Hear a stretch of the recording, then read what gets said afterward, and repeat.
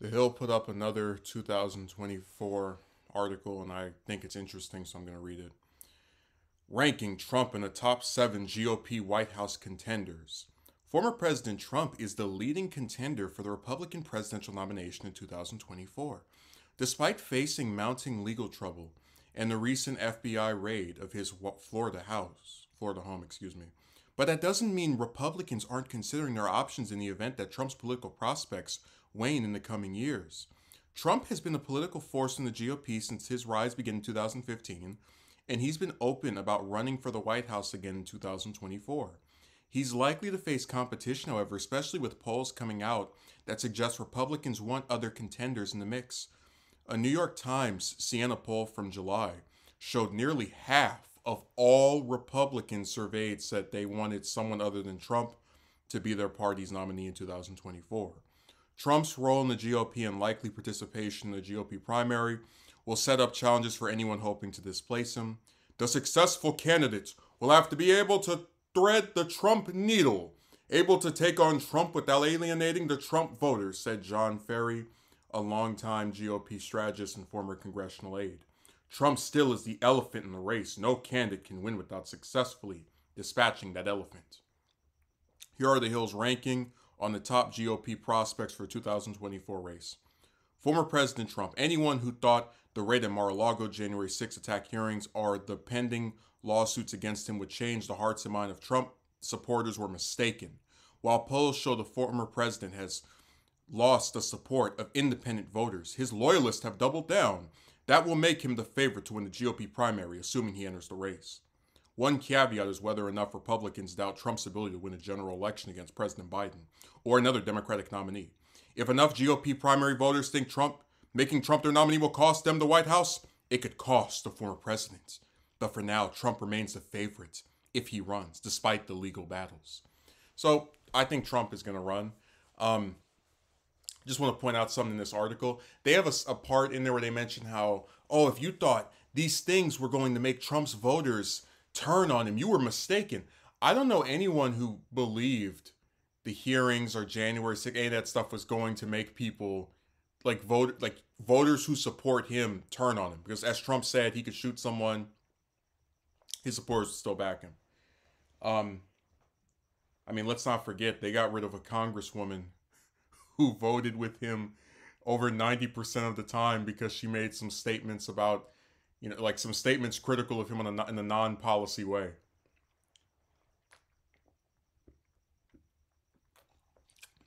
I'm going to bring her up again later because she's relevant to another part of the story. Florida Governor Ron DeSantis. Whether Trump does or doesn't run, all eyes will be on DeSantis, who many Republicans see as their strongest candidate in 2024. The Florida governor, now on the national stage, he deals with the aftermath of Hurricane Ian, has had a meteoric rise in national politics. Trump helped DeSantis win the governor's race in Florida in 2018, and the two are now rivals when it comes to leading the party in 2024. DeSantis has created media opportunities for himself, and as a result has been able to raise a lot of money, strategists point out. And some Democrats say he's a scarier prospect in 2024 than Trump. He's a smarter version of Trump, one strategist told The Hill in August. He's way more strategic and he doesn't have 100 lawsuits at his feet. DeSantis has made a name for himself by placing himself at the epicenter of the culture wars. Recently, he made headlines for the controversial decision to fly migrants to Martha's Vineyard, Massachusetts, a move many say was made with a presidential bid in mind. DeSantis is up for re-election this year. If he wins, expect the presidential talks to only rise. So, yeah, I think he will. DeSantis will probably run as well. DeSantis is so interesting because he's a guy who is, if he does end up facing Trump, it's going to be like Trump's own, I don't want to say past come back to haunt him, but the article mentions he was someone who helped him get elected against Gillum in Florida. I forgot his name for a moment, but yeah, I think DeSantis probably is one of the stronger candidates. Although I will say, I do believe there are certain traits, and you can call me pessimistic when it comes to people that can win a statewide race and a national race. And one of them is charisma.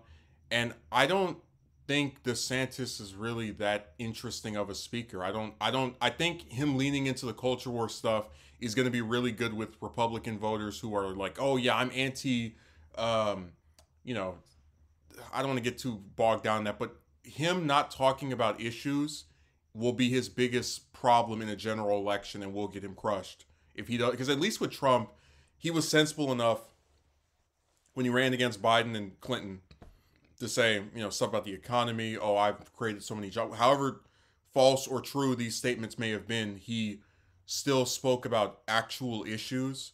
And if DeSantis gets too caught up in the culture war stuff, it's gonna destroy him. So I think he can be a strong candidate, but he's someone who needs more testing. Senator Tim Scott. The South Carolina senator made headlines late in the summer for an appearance in Iowa. Hardly ever a coincidental trip for a politician with bigger political aspirations. He traveled to the state to headline a fundraiser for Representative Ashley Hinson. But Scott, the only black Republican in the upper chamber, downplayed his ambitions at the event. When a supporter in the crowd shouted, "Tim Scott for president!" the senator quickly retorted, "Of my homeowners association, yes," according to the Des Moines Register. It wasn't the senator's only trip to the Hawkeye State. He's been nearly half a dozen times in the past few years, and he's caught the eyes of GOP strategists who say he's a prolific fundraiser, topping most Republican candidates. The South Carolina newspaper The Post and the Carrier reported that Scott brought in more than $46 million for his re-election campaign this year. Okay, I said this before in another video about this topic. I think that was also in an article The Hill put up. Tim Scott is a guy who is going to be completely done in by his ethnicity. And I don't care who gets mad. I don't care who says that I'm trying to accuse people of stuff. I do not believe in the year 2024, which is only 2 years away, that an African American can win a presidential primary within the Republican Party. He might win South Carolina because that's the state he's from. He might win a couple other states. Again, it's not all the voters, but I truly believe there's for the foreseeable future. Again, it could be for another 10 years, another 20 years. There's going to be a solid portion of Republicans, a good 30, 40%, will never vote for a black person to be their nominee. Same thing happened to Alan Keyes. Same thing happened to Ben Carson. I'm not going to be caught up in this delusion that if you just say the types of things that these people want you to hear, you can be transcendent. I think that's very true for statewide candidates. Like he didn't just become senator of that state for nothing. There were enough people that look past that. But for a national campaign, no chance whatsoever. You can call me negative. I hope I'm wrong. I would love if he ran and just completely blew up all of my expectations. But I don't see it. And if I'm wrong, I'll be the first one to come back, play this clip, and say I made a mistake. But I don't think he has a snowball's chance in where of getting the nomination, nor any other black person from the Republicans for the foreseeable future. Okay, former Vice President Mike Pence. The former Vice President has kept his distance from Trump, his former boss. Strategists say he's clearly building his own brand ahead of a White House bid. Still, it will be tough for Pence to get very far without appealing to Trump voters, and he's more likely to alienate them, particularly if he continues to make statements separating himself from his former boss. The Republican Party is the party of law and order, he said on the heels of the Mar-a-Lago raid in August. And these attacks on the FBI must stop. Calls to defund the FBI are just as wrong as calls to fund the police. If and when he testifies before the committee investigating the January 6th attack on the Capitol, it could also cost him some support from Trump's loyalists if he speaks negatively of the former president. Okay. Pence, so I brought up, without saying her name, Liz Cheney earlier. And I'm going to try to see if I can make an analogy and people will be able to follow along. Cheney was someone who voted with Trump 92% of the time when she was in the House and there were bills that were supported by his administration or, otherwise opposed by it. And when he played a leading role in causing an insurrection, she spoke out against him. She was a head figure of that, or a lead figure of that, I should say, within her own party. And all the voters of Wyoming said, we're done with you. You can't go against their leader. So what I'm getting at here is, even though Pence is someone who probably agrees with Trump on 90 something percent of issues as well. I mean, he went along with everything his administration did, for example, so he's clearly not that far removed from his extremely conservative line of governing. Because of his lack of because of his permanently severed and strained relationship with Trump, I don't see any way that voters in that party are going to back him. I really don't. In fact, I would go as far as to say, because like I said, this stuff is not about policy. It's not about having unique ideas. It's all just a cult of personality. If Trump came out tomorrow and endorsed for the Republican nomination, right? So meaning most of his voters are still able to vote for or against this person. If Trump came out today and endorsed a socialist, a free college, single payer healthcare loving, Bernie type person, and said, "Hey, go vote for that person as the Republican nominee over Pence," his voters would do it. You would see Pence would be able to peel off maybe 10% of those people if he was lucky.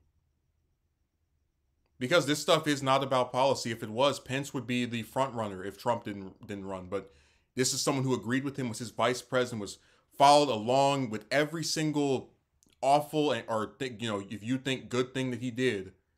And because he finally speaks out against something all the way at the end, they're going to just turn their back on him. And now he's unelectable and we don't want him, and he's cursed. So I think that he's just another example. And I don't like Pence as a politician whatsoever, so I don't feel too sorry for him, because he was complicit with a lot of that awful stuff. But it is screwed up to have these people who back Trump on pretty much every issue get thrown to the wayside because they criticized him on something that any person who believes in democracy would be able to criticize him for, which is spreading lies about an election and then stoking his supporters, whatever. So that's sad. Okay, Virginia Governor Glenn Youngkin. The Virginia governor caught the eye of Republicans last year after he defeated former Governor Terry McAuliffe and turned the state red.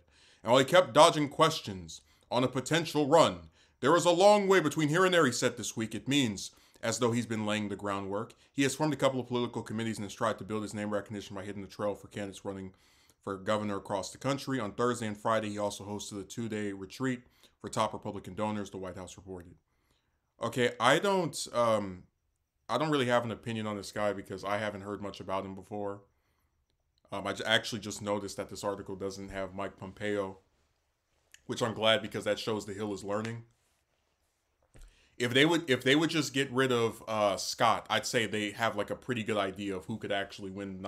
Him and Haley. If they could just get rid of those three and not talk about them anymore, as far as like can they win the presidential primary for the GOP, they'd be spot on.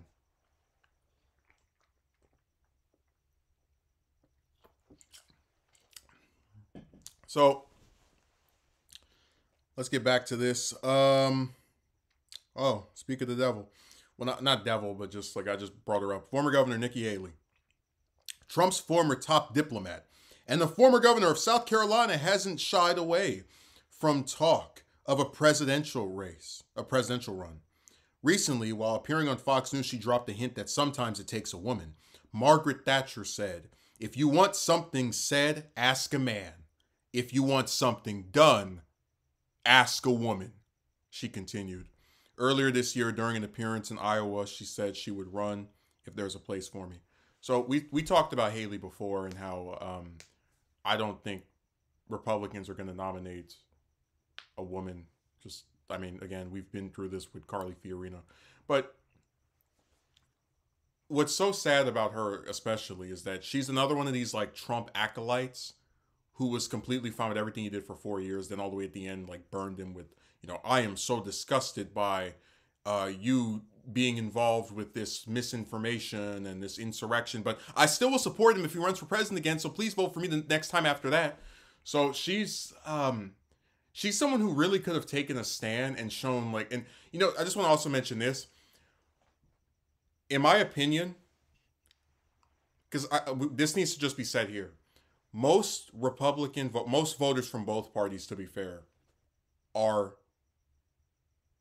males. And I don't think it's very smart. Like, I get what she's trying to say with Thatcher's comment, like, oh, it takes a woman can get things done as well. But I really think a lot of these female presidential candidates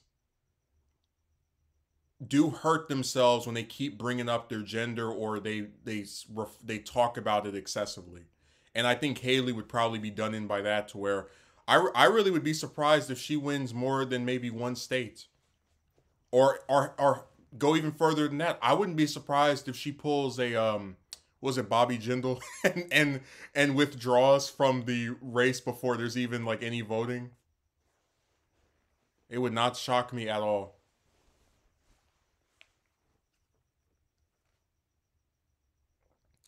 But yeah, I think her biggest issue is her gender. I don't see the Republicans voting for a woman for president. Okay, last one. Senator Ted Cruz. Almost no one is watching what Trump does more than the Texas senator who lost the former president 2016 Republican primary. It's easy to forget that Cruz finished second to Trump in the contest, and there were moments where he seemed like a possible nominee himself. Since then, Cruz has continued to build a household name for himself, becoming a vocal critic of the Biden administration while also helping fellow Republicans in the midterm election, including in key primary states. But like everyone else, he is playing the waiting game, as he acknowledged to the Washington Examiner last month. The whole world will change depending on what Donald Trump decides, he said. So I actually want to reevaluate Cruz. Before, I said that the biggest thing he had going for himself was he has high name recognition from running before. And there's a very discernible pattern with Republican primaries where the person who ran and came in second place the last time, when they run again, they come in first place the next time. McCain lost to Bush in 2000, and then in 2008 he was the nominee. Romney lost to McCain in 2008, and then in 2012 he was the nominee. So there's something to be said about like that pattern playing itself out. But the things Cruz has going against him. There's two things that I think are going to do him in, and he won't be the nominee ever. At least in any recent, like, the best he can hope for is they just run out of people to run, or some kind of like split vote thing has to happen. One of them is that he's not a good orator. And what I mean by that is, let's go down the list. Trump is funny. He's funny. He's entertaining. Obama is like a really good speaker, inspires people, hope and change, whatever. Bush was a relatable person. I mean, even with Clinton, he was someone who could do the same hope and change stuff as well. Cruz is a individual who is not charismatic, who is not entertaining. He's one, because unfortunately, elections, especially in the US, and presidential elections most definitely, are sometimes just as personality driven as they are policy driven. So Cruz pretty much has no way to stand out in the primary that's helpful to him, besides saying, "Oh, I was the runner-up last time," which, I mean, look at what was it, Santorum? He ran against Romney, came in second place, and then got creamed when he came back 4 years later. But I should also say that Cruz's other issue, and this goes back to these voters and their biases and bigotry.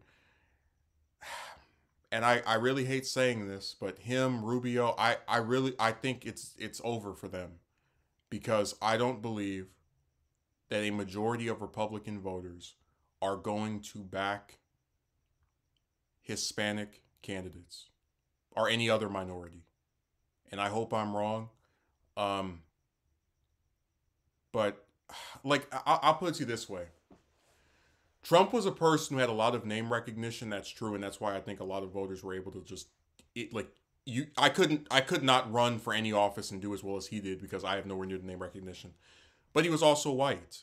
And he was, by the time you got to the, last 4 or 5 people standing, it was him and Kasich, and then, that was pretty much as far as like out of those last major ones that were Caucasian.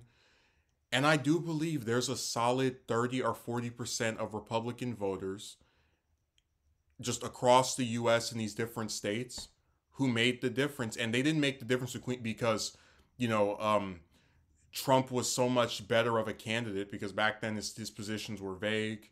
It was mostly statements. You know, Cruz is just he's just a conservative, just outright. I think in Trump's case, he was benefited by the fact that he had high name recognition, and there are a lot of voters in the Republican primary that will not vote for someone who is not a white man.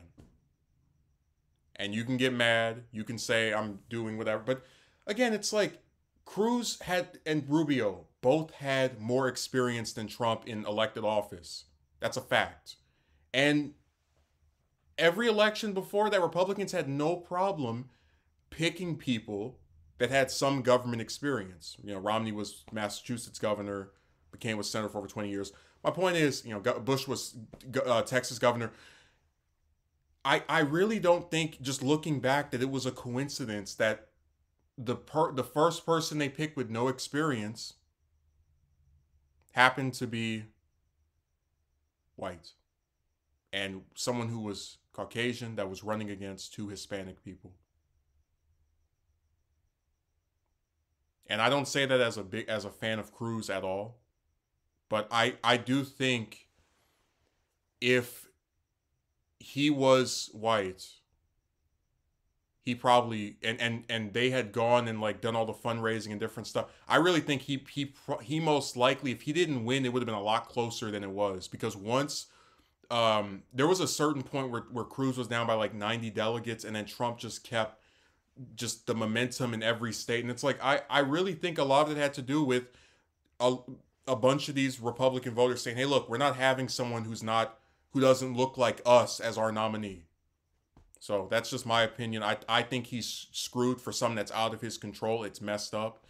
But it's hard to look at the implications of having an unqualified person who's never held office before just cream these senators and not think, hey, maybe race did play a role in that. So, and I don't usually like to get caught up in that type of stuff, but that's just my opinion. So I think that people like Haley, Cruz, Rubio, you know, they all have something that probably would make them a formidable general election candidate against the Democrat. Um, but I don't think any of them can make it out of a primary because of stuff that's out of their control. And I think it's going to be like a three-way race as far as like people who actually could win between Trump, DeSantis, and maybe Pence. But like I said, Pence is going to get the Liz Cheney treatment and get annihilated with no votes, even though he agrees with Trump on pretty much everything, because he said one thing critical of him all the way at the end. So thanks for watching. I hope you found this informative. Have a good rest of your day.